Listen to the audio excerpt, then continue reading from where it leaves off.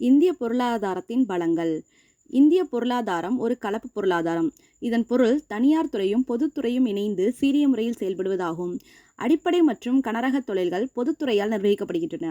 2வது, வேளாண்மை முக்கிய பங்கு வகிக்கிறது. இந்தியாவில் 60% மக்கள் வேளாண் தொழிலில் ஈடுபடுகிறார்கள். இந்தியாவில் 17% மொத்த உள்நாட்டு உற்பத்தி வேளாண் துறையிலிருந்தே கிடைக்கிறது. 3வது, வளர்ந்து வரும் சந்தை. 4வது, வளர்ந்து வரும் பொருளாதாரம். உலக பொருளாதாரத்தில் மொத்த உள்நாட்டு உற்பத்தி ஜிடிபியில் 7வது இடத்தையும், வாங்கும் சக்தியில் ப்ராடக்ட் பர்ச்சேஸ் பவரில் 3வது இடத்தையும் பெற்றுள்ளது. G20 நாடுகள்லையும் India இடம்பெற்றிருக்குது.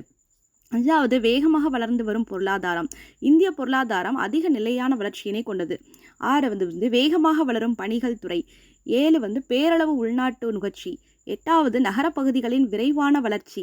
9வது, நிலையான பேரளவு பொருளாதாரம்.